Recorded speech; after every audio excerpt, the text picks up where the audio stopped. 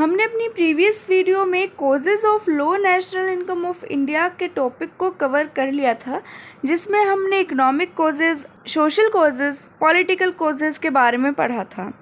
अब सजेशंस क्या होंगे? अगर हम इन्हीं कारणों को ख़त्म कर दें, कम कर दें, इन्हीं कॉजेज़ को कम करें या ख़त्म करें, तो हमारी नेशनल इनकम जो इंडिया की है वो रेज़ हो सकती है। आइए वन बाय वन हर एक पॉइंट को समझते हैं। देखो, पहला पॉइंट इसमें है increase in rate of savings and investment. जैसा कि मैंने आपको बताया था कॉजेज़ में कि सेविंग कम होगी तो इन्वेस्टमेंट भी कम होगी। Now due to lack of desire investment capital formation has no increase. Capital formation में भी कोई इंक्रीज़ नहीं आएगा अगर हमारी इन्वेस्टमेंट कम होगी तो। अब कैपिटल फॉर्मेशन कम है तो प्रोडक्शन कम होगी, जिसकी वजह से अल्टीमेटली क्या होगा, हमारा लो नेशनल इनकम हो जाएगा। तो अब हम इसमें ये कहेंगे कि हमें सेविंग्स और इन्वेस्टमेंट के रेट को बढ़ाना होगा, जिसकी वजह से क्या होगा, कैपिटल फॉर्मेशन रेज होगा, उससे क्या होगा, प्रोडक्शन रेज होगा, देन नेशनल इनकम रेज होएगी। ठीक है। नेक्स्ट पॉइंट है हमारा मॉडर्न टेक्नोलॉजी का। पुअर टेक्नोलॉजी की वजह से रिसोर्सेज का ऑप्टिमम यूटिलाइजेशन नहीं हो पाता। अगर हम टेक्नोलॉजी में इम्प्रूवमेंट करें, नई नई टेक्नोलॉजी को इंट्रोड्यूस करें, तो हमारा नेशनल इनकम ऊपर जा सकता है। जिसके लिए हमें क्या करना होगा, रिसर्च एंड डेवलपमेंट फैसिलिटीज़ को प्रमोट करना होगा। रिसर्च करनी होगी कि कौन कौन सी नई टेक्नोलॉजी मार्केट में आ रही है, किस टेक्नोलॉजी को हम अडॉप्ट कर सकते हैं, क्या क्या हमें और डेवलपमेंट करने की ज़रूरत है।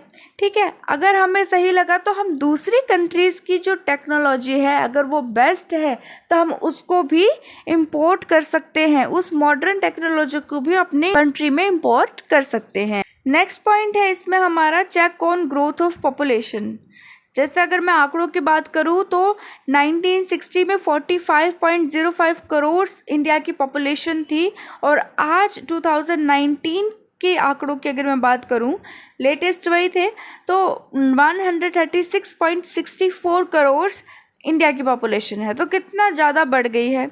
ठीक है। अगर इसी तरीके से, इसी रेट से पॉपुलेशन बढ़ती रही तो नॉर्मल कंडीशंस में लगभग 2025 में इंडिया की पॉपुलेशन चाइना को क्रॉस कर जाएगी, ऐसा माना जाता है। और इतनी बड़ी पॉपुलेशन को संभालना, उनको रोज़गार देना, पॉवर्टी को ख़त्म करना, सबको एजुकेशन प्रोवाइड करना, उनको संभालना काफ़ी मुश्किल हो जाता है। तो अगर हम पॉपुलेशन में कंट्रोल करें, पॉपुलेशन की ग्रोथ में रेगुलर चेक करें, तो हमारी पॉपुलेशन कंट्रोल हो सकती है। अगर पॉपुलेशन कंट्रोल है तो हमारी नेशनल इनकम भी रेज हो सकती है। नेक्स्ट पॉइंट है हमारा डेवलपमेंट ऑफ एग्रीकल्चर का। देखिए, एग्रीकल्चर में मैंने आपको बताया था कि पॉपुलेशन, ज़्यादातर इंडिया की पॉपुलेशन एग्रीकल्चर पर डिपेंडेंट है।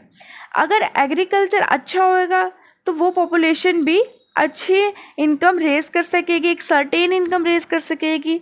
लेकिन यहाँ पर क्या होता है, रेनफॉल पर डिपेंडेंसी ज़्यादा होती है। अगर रेनफॉल अच्छी हो तो एग्रीकल्चर भी अच्छा होगा, ऐसा माना जाता है। तो एग्रीकल्चर इनकम क्या हो गई, सर्टेन नहीं हुई, अनसर्टेन हो गई। लेकिन अगर हम उसमें अच्छे फर्टिलाइज़र्स का यूज़ करें, बेटर सीड्स का यूज़ करें, और वेस्ट लैंड जो है उसमें इरिगेशन करें, उसमें कल्टीवेशन करें। इंडिया में मेनली प्रॉब्लम क्या है, वेस्ट लैंड की। ऐसा लैंड जहाँ पर प्रोडक्शन हो सकता है लेकिन हो नहीं पा रहा है किसी भी वजह से, ऐसे ही वेस्ट लैंड को जो खाली पड़े हैं उनको यूज़ करें, उनमें कल्टीवेशन करें, तो काफ़ी ज़्यादा हमारी हेल्प हो सकती है। नेक्स्ट पॉइंट इसमें क्या है, डेवलपमेंट ऑफ इंडस्ट्रीज़। इसके लिए हमें इंडस्ट्रियलाइजेशन को एनकरेज करना होगा। अनएम्प्लॉयमेंट की प्रॉब्लम तो देखो हम फेस कर ही रहे हैं, इसको ख़त्म करने के लिए हमें स्मॉल इंडस्ट्रीज़ को ज़्यादा इंपॉर्टेंस देनी होगी रादर दैन लार्ज इंडस्ट्रीज़ को। क्योंकि अगर एक एग्जांपल लेकर चले, एक लार्ज इंडस्ट्री 500 लोगों को रोज़गार देती है और स्मॉल इंडस्ट्री 100 लोगों को रोज़गार देती है। लेकिन स्मॉल इंडस्ट्री लगाना आसान है, उसमें कैपिटल की भी कम ज़रूरत पड़ती है और डे टू डे एक्सपेंसेस भी कम होंगे in comparison to large industry. ठीक है। उसकी मेंटेनेंस में भी ज़्यादा लगेगा, और स्मॉल इंडस्ट्री हमने 100 लगा दी तो देखा जाए तो 10,000 लोगों को रोज़गार मिल जाएगा, तो अनएम्प्लॉयमेंट की समस्या भी कम होएगी। ठीक है। तो डेवलपमेंट करना इंडस्ट्रीज़ का, इंडस्ट्रियलाइजेशन करना भी ज़रूरी है, इसको हमें एनकरेज करना चाहिए जिससे हमें हेल्प होएगी। उसके बाद नेक्स्ट पॉइंट इसमें है कि development of transport and power. देखो इसमें क्या है कि पुअर इंफ्रास्ट्रक्चरल फैसिलिटीज़ है। इंफ्रास्ट्रक्चर फैसिलिटीज़ क्या है, जैसे transport, communication, power, irrigation, trade, commerce, ये सारी फैसिलिटीज़ हमारी इंफ्रास्ट्रक्चर फैसिलिटीज़ होती हैं। ये डेवलप तो हुई हैं लेकिन सेटिस्फैक्ट्री डेवलपमेंट इसमें नहीं हुआ है as per the requirement through out the country.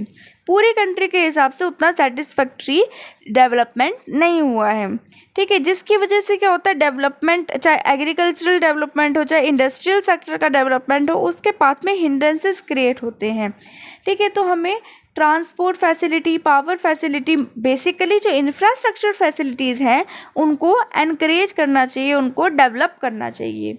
Next point है इसमें balanced growth of all sectors. देखो इकोनॉमिक ग्रोथ के अगर हम नज़रिए से देखें, अगर हमें इकोनॉमिक ग्रोथ चाहिए तो ये बहुत ही इम्पोर्टेंट हो जाता है कि हम सारे सेक्टर्स, जितने भी डिफरेंट सेक्टर्स हैं इकोनॉमी में, उनको एक साथ ग्रो करें, उनकी ग्रोथ एक साथ हो, साइमल्टेनियसली हो। अगर एक सेक्टर भी पीछे रह जाता है तो वो बॉटल नेक का काम करता है ग्रोथ प्रोसेस में अदर सेक्टर्स के लिए, ठीक है। बॉटल नेक का मतलब क्या होता है, जाम लग जाना। जैसा अगर हम बात करें ना कि अगर हम एक स्थान से दूसरे स्थान पर जाना चाहते हैं, वहाँ जाने के लिए हमें 10 मिनट्स लगते हैं। अगर उसी ही जगह पर जाम लग जाए और हमें एक एक कदम बढ़ना काफ़ी लंबा लगे, काफ़ी बड़ा लगे, तो उसमें क्या होगा, वो बॉटल नेक का काम कर रहा है, वो रास्ता हमारे लिए जाम लग चुका है। अब हम 10 मिनट्स में वहाँ नहीं पहुँच पाएंगे, 10 मिनट्स की जगह में 20 मिनट्स 30 मिनट्स तक लग रहे हैं।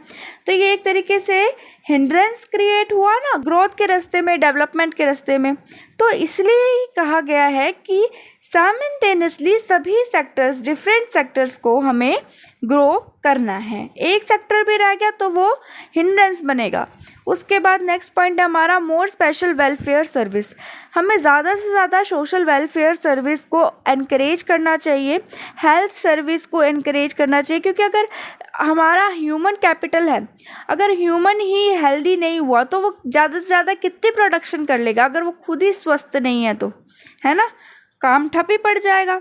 तो हेल्थ पर भी ध्यान देना चाहिए, सोशल वेलफेयर पर भी हमें ध्यान देना चाहिए। उसके बाद नेक्स्ट पॉइंट हमारा एजुकेशन का। 100% एजुकेशन देना ये एम होना चाहिए किसी भी कंट्री के लिए, क्योंकि ये माना जाता है कि एजुकेटेड, और ये है भी कि एजुकेटेड पर्सन जो है वो ज़्यादा एफिशिएंट और प्रोडक्टिव होएंगे अनएजुकेटेड वन से। एजुकेशन अगर हम सभी पर्सन्स को प्रोवाइड करेंगे तो हम नेशनल इनकम में एक पॉजिटिव कंट्रीब्यूशन देंगे। नेक्स्ट पॉइंट जो है हमारा वो है development of banking and insurance का। बैंकिंग और इंश्योरेंस की फैसिलिटीज़ इंडिया में हैं, लेकिन रूरल एरिया की अगर हम बात करें तो वहाँ पे काफ़ी कम है, जिसकी वजह से क्या होता है, सेविंग और इन्वेस्टमेंट भी नहीं हो पाता। अगर बैंकिंग फैसिलिटीज़ हम रूरल एरिया में और जहाँ जहाँ प्रोवाइडेड नहीं है अभी तक वहाँ प्रोवाइड करें तो बैंक एक सेफेस्ट प्लेस माना जाता है सेविंग्स के लिए।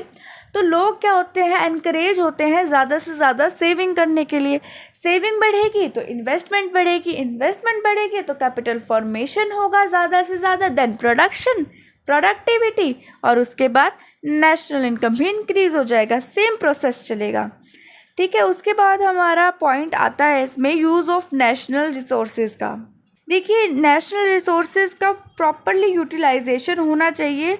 कई स्टेट्स में, कई जगह में तो अंडर यूटिलाइज्ड रह जाती हैं रिसोर्सेज, और कहीं का तो हम अच्छी तरह यूज़ कर लेते हैं। इंडिया में कई स्टेट्स के रिसोर्सेज का तो प्रॉपरली यूटिलाइजेशन होता है, जैसे कि पंजाब हो गया, हरियाणा हो गया, नॉर्थ इंडिया की बात करें तो, ठीक है। लेकिन उसके साथ साथ कई स्टेट्स ऐसे भी हैं जिनके रिसोर्सेज का प्रॉपरली यूटिलाइजेशन नहीं हो पाता, जैसे बिहार, झारखंड, राजस्थान। यहाँ पर भी नेचुरल रिसोर्सेज का भंडार है, लेकिन उसको अच्छी तरीके से यूटिलाइज नहीं कर पाते हैं, जिसके परिणाम स्वरूप क्या होता है, नेशनल इनकम की ग्रोथ जो है वो स्लो पड़ जाती है। तो हमें सारे रीजन्स का, डिफरेंट रीजन्स का नेचुरल रिसोर्सेज को प्रॉपरली यूटिलाइज करना एम रहना चाहिए, ठीक है। उसके बाद है हमारा growth of foreign trade. Foreign trade कि हमें ग्रोथ करनी चाहिए, जिससे क्या होगा, दूसरी कंट्री की लेटेस्ट टेक्नोलॉजी को हम इंपोर्ट कर सकेंगे, डेवलपमेंट कर सकेंगे। जैसे मैंने आपको इसी के पॉइंट में बताया था कि मॉडर्न टेक्नोलॉजी में हम क्या करेंगे, अगर दूसरी कंट्री की हमें अच्छी लग रही है टेक्नोलॉजी, अगर हम उनके साथ ट्रेड कर रहे हैं तो हम उसको इंपोर्ट कर सकते हैं, उनसे हम उसकी टेक्निक सीख सकते हैं। सही है ना। उसके बाद हमारा पॉइंट आता है लिबरलाइजेशन ऑफ इकोनॉमी का। देखो, लिबरलाइजेशन मतलब क्या होता है, उदारीकरण करना, रिमूवल ऑफ ऑल रिस्ट्रिक्शंस, सारी रिस्ट्रिक्शंस हटा देना। अब चेक एंड कंट्रोल में अगर हम सारी रिस्ट्रिक्शंस का कम कर देंगे, चेक एंड कंट्रोल्स में क्या होगा, हमारा प्रोसेस जो है चेक एंड कंट्रोल्स का वो सिंप्लीफाई हो जाएगा, लिबरलाइज हो जाएगा, तो लोग ज़्यादा एनकरेज होंगे इन्वेस्टमेंट करने के लिए। नहीं तो इन्वेस्टमेंट लोग इसलिए नहीं करते क्योंकि इतने सारे पेपर वर्क होता है, ये पेपर लाओ वो पेपर लाओ, फिर चेक्स होंगे, फिर कंट्रोल भी पूरा एकदम रिजिड कंट्रोल होता है। अगर हम इसको लिबरलाइज कर दें, लोगों के लिए भी आसान होगा, आपके लिए भी आसान होगा, तो क्या होगा, एनकरेज होगा इन्वेस्टमेंट रेट। उसके बाद क्या है हमारा पॉइंट, लास्ट पॉइंट है पॉलिटिकल स्टेबिलिटी का। देखिए, पॉलिटिकल स्टेबिलिटी मतलब स्थिरता होना बहुत ज़रूरी है। एक नेशन के लोगों को इस बात को रियलाइज़ करना काफ़ी इम्पोर्टेंट है कि स्टेबल गवर्नमेंट की काफ़ी ज़्यादा महत्वपूर्णता है एक नेशन में। ठीक है, पॉलिटिकल स्टेबिलिटी होगी तो क्या होगा, देखो, तो जो भी राजनीतिक दल है वो एक लॉन्ग टर्म प्लान बनाएगा 5 साल के लिए। ठीक है, कि 5 साल में इतना होगा। अब मान लो कि वो 3 साल में वो पॉलिटिकल स्टेबिलिटी अनस्टेबल हो जाती है, दूसरा राजनीतिक दल आ जाता है, जिसकी वजह से क्या होगा, वो 5 साल का जो लॉन्ग टर्म प्लान था क्या वो इम्प्लीमेंट हो पाएगा, उसकी फ्रेमिंग जो हमने बनाई थी क्या वो अच्छी तरीके से रन कर पाई, वो तो 3 साल में ख़त्म हो जाएगी। तो उसका रिजल्ट क्या आएगा वो हमें नहीं पता चलेगा। वो अपनी कोई नई योजना लगा देंगे, नया प्लान लगा देंगे, जिसकी वजह से क्या होएगा, नेशनल इनकम में इफ़ेक्ट पड़ेगा। इसीलिए पॉलिटिकल स्टेबिलिटी होना ज़रूरी है, जिसकी वजह से जो हमें किस चीज़ में हेल्प करेगा, framing and implementing the long term economic plans. हम लॉन्ग टर्म इकोनॉमिक प्लान्स को फ्रेम कर सकेंगे, उनको इम्प्लीमेंट कर सकेंगे, जो नेशनल इनकम को इंक्रीज़ करने में भी हेल्प करेगा। ठीक है, ये हमारे पॉइंट थे सजेशंस के कि क्या क्या सजेशंस हो सकते हैं नेशनल इनकम को रेज करने के लिए।